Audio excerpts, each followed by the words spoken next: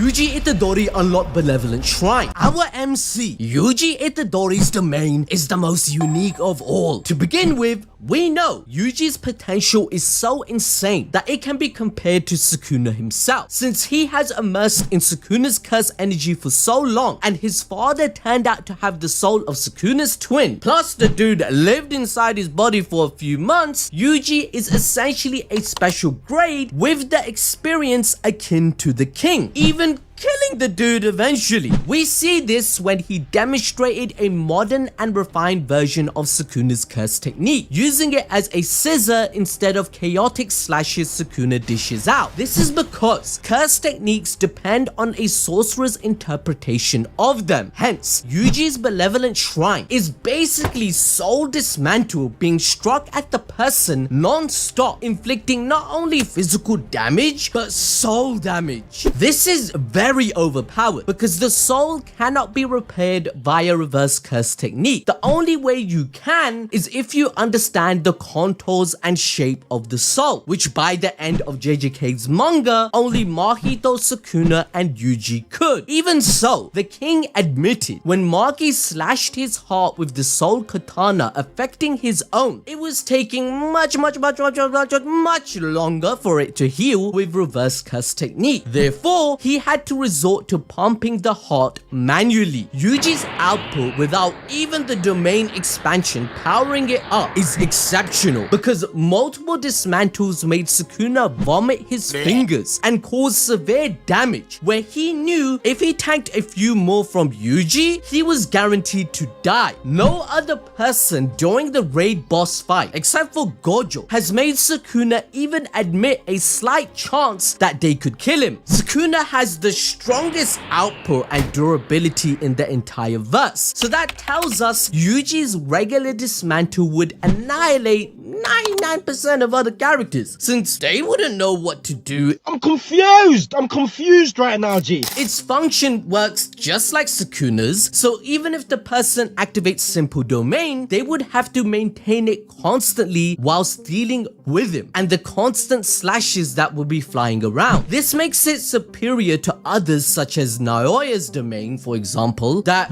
it must touch you to even make the sure hit effect begin in the first place. This was confirmed with Sukuna having to maintain Hollow Wicker Basket and keeping it reinforced at all times with his pair of hands. However, even so, Yuji broke it apart, making it GG for pretty much anyone facing him. Sukuna even dared to enter a domain battle against Yuji to cancel out and counter his sure hit effect, which indicates that Yuji's output is pretty high. This is confirmed as Sukuna falsely believed Yuji should have been out of curse energy during their final clash, yet he still had more than enough gas in him to input everything into a final black flash. Also, in chapter 268, we see that Yuji's barrier is huge, equivalent to skyscrapers. However, the Benevolent Shrine has another effect. Given that Yuji's innate ability is to resonate the soul of a person, his domain takes shape around this premise. What gives life value is the experiences, aka memories. This is what evolves the soul throughout its journey living in the body. However, as a domain is a representation of the person that casted it, it's depicted with memories that made Yuji who he truly is. In his domain, Yuji has full access to every soul individually, as shown where even though Sukuna had activated Hollow Wicker Basket, Yuji was still able to converse with Megami and the king. He even accessed Megami's memories to get a better feel of his emotions, which all showcases his ability to distinguish the contour of the soul even greater in his domain. Sukuna stated he experienced something similar, where in a rare occasion, two sorcerers are connected in the heat of a battle, but Yuji, he's making this occur on purpose to communicate like the Buddhist deity representing mercy, as any opponent he would face from then on can be saved. Overall, we can easily say Yuji's domain is S tier even in its infancy. Once he increases its output and gains cleave in his shrine technique, which is a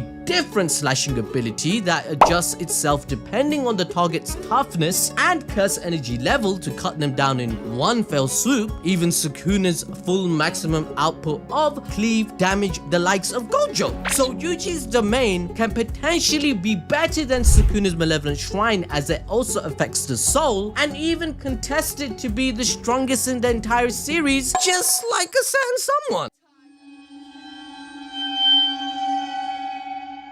Are you sure about that? Imagine that each and every piece of information that exists in the universe floods into your brain in a single second or even less. Now, imagine the information being infinity itself. That is guaranteed to fry your brain. Well, that's basically what Satoru freaking Gojo's domain does. And we just have to put it in S tier for power. Now, let me explain why. When Gojo used Unlimited Void on Jogo, he was completely overwhelmed. He couldn't process anything at first, so he felt like there was nothing around him. But he quickly realized that his brain was trying to process boundless information, rendering him incapable of doing anything except being paralyzed. Gojo clarified that Jogo, being inside Limitless, is forced to take actions like perception and communication infinitely. This means that though he can see everything, he will never reach any information at all. The closer his mind gets to perceiving it, the further it will be. This is the same way on how Gojo's infinity works. In turn, Unlimited Void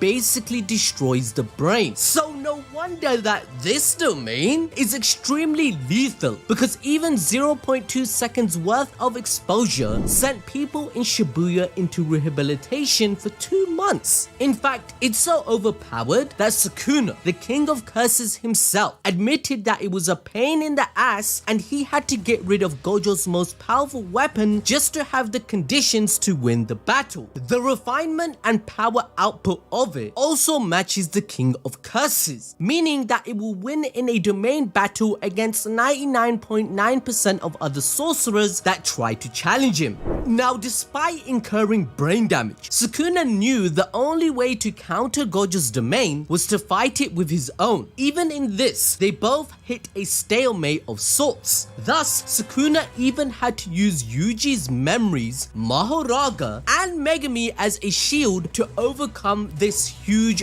barrier completely. What also makes Gojo's domain the strongest of Jujutsu Kaisen is whose hands it is in. With 6 eyes, Gojo has molecular level of understanding of curse energy. He is a master of strategy and a literal freak when it comes to learning as well as adapting. In the first domain clash, Unlimited Void was wrecked because of Sukuna's open domain ability to slash from the outside. But Gojo did not stop there. Within a single fight, he changed the conditions of his domain multiple times, which was said to be impossible, also that Gojo could counter Malevolent Shrine. For example, his genius was able to switch the internal and external conditions of Unlimited Void so that Sukuna's shrine wouldn't be able to break so easily from the outside. He later even demonstrated his ability to shrink the outer barrier of his domain to the size of a basketball, which increased its density and toughness. It is the essential counter to open domains. But because of this, Sukuna had to counter using his own binding vows and change of conditions. However, in the end, Gojo's domain is what dominated, and Sukuna managed to survive by directing the majority of damage to Megami's soul. But without realizing it, Sukuna's body still took some of the burden to the point of incapacitating any further use of Malevolent Shrine. Hence why Gojo's domain is the unrivaled best in the entire series. And to enjoy more peak fiction, watch this video on your screen right now.